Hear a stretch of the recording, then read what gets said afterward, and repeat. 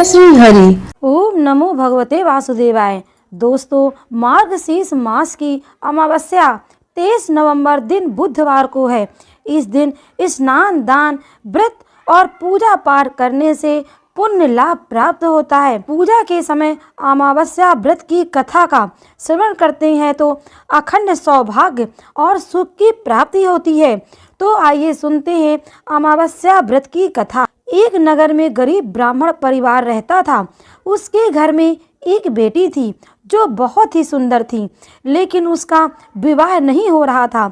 एक दिन एक साधु उसके घर आए और वे उस लड़की की सेवा से प्रसन्न हुए और उसका हाथ देखा। उन्होंने बताया कि इसके हाथ में विवाह की रेखा नहीं है। साधु ने बताया कि एक गांव में सोना धोबन है। यदि यह कन्या उसकी सेवा करे और वह इसके विवाह के समय अपनी मांग का सिंदूर इस बेटी को लगा दे तो इसका वैधव्य योग दूर हो जाएगा। तब ब्राह्मण पिता ने बेटी को उस धोबन की सेवा करने के लिए कहा।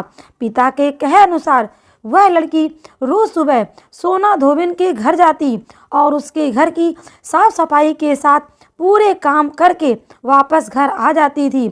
सोना धोबन ने अपनी बहू से कहा कि आजकल तुम बहुत जल्दी ही घर के सारे काम कर लेती हो, पता ही नहीं चलता।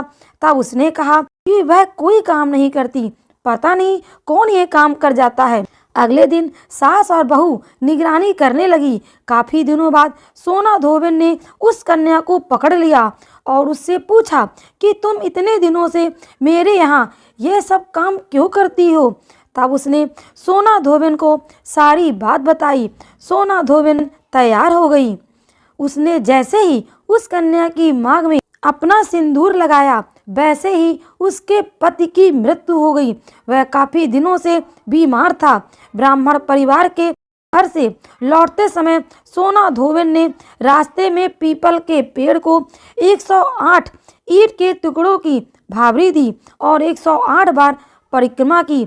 इसके बाद पानी पिया। सुबह से ही वह निराहार और बिना जल पिए थी। पीपल की परिक्रमा करते ही उसका पति जीवित हो गया।